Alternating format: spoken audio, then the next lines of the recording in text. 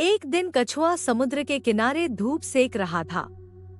उसे समुद्र में एक केले का पेड़ बहता हुआ दिखाई दिया। वह उसे किनारे तक खींच लाया, लेकिन जमीन पर उसे खींचने की ताकत कछुए में न थी। इसलिए वह बंदर के पास गया और बोला, देखो, ये मैं केले का पेड़ लाया हूँ, इसे मेरे बगीचे तक पहुँचाने में मदद कर दो। बंदर बोला, मैं तभी मदद करूँगा जब तुम मुझे मेरा हिस्सा दोगे। कछुआ तैयार हो गया। दोनों मिलकर उसे बगीचे तक ले आए। बंदर बोला, अब मेरा हिस्सा दो। कछुआ बोला, पेड़ को जमीन पर लगा देते हैं, जब फलेगा तो हिस्सा ले लेना।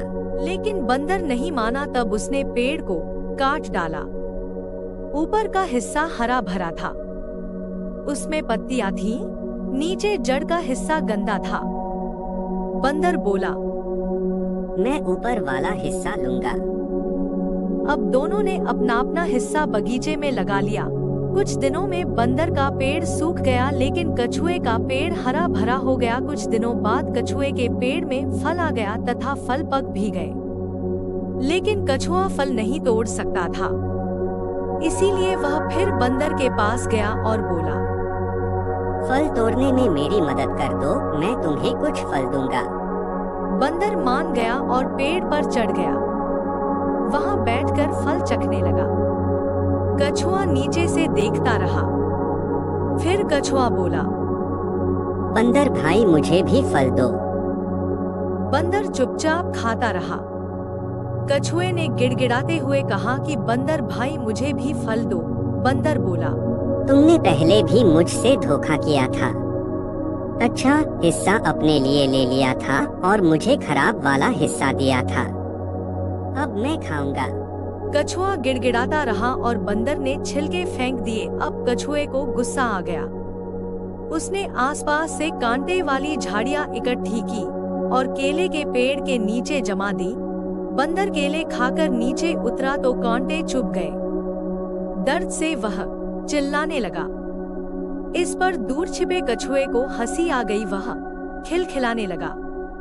इस पर खिसियाकर बंदर ने उसे पटक दिया और बोला, अब मैं तुझे पीटूंगा। बोल, छड़ियों से पीटूं या औखल में डालकर कचूमर निकालूं या तुझे पहाड़ से धकेल दूं? कछुआ बोला, ठीक है, मेरे साथ ऐसा ही कुछ करो, चाहे मुझे पीटो चाहे ओखल में कचूमर निकालो, मेरा कुछ भी नहीं बिगड़ेगा। बस मुझे पानी में मत डुबोना, नहीं तो मेरी जान निकल जाएगी। यह सुनकर बंदर को मजा आ गया। वह बोला, मुझे पहले क्यों नहीं सूझा, तुझे मैं पानी में ही डुबोऊंगा। यह कहकर वह बंदर कछुए को पानी में ले गया और खूब गहरे पानी में उसे डूबो दिया। कछुआ डूब गया। काफी आगे जाकर वह सतह पर उतर आया और सर निकालकर बंदर को चिढ़ाता हुआ बोला, धन्यवाद बंदर भाई, तुम्हें नहीं मालूम कि पानी मेरा घर है। इस कहानी से हमें एक सीख मिलती है कि अपने से कमजोर व्यक्ति की मजबूरी का फायदा नहीं उठाना चाहिए। हमें प्रत्येक कार्य ईमानदारी व सावधानी से करना चाहिए। दुष्ट द्वारा किया गया कार्य कभी भी सफल नहीं होता। प्रिय दर्शक, वीडियो देखने के लिए धन्यवाद। वीडियो कैसा लगा कमेंट करें, लाइक और सब्सक्राइब बटन को दबाकर ऑल पर क्लिक करें, जो आपके लिए बिल्कुल निशुल्क है और हमारा उत्साह बढ़े ताकि हम वीडियो में सुधार कर सके। धन्यवाद।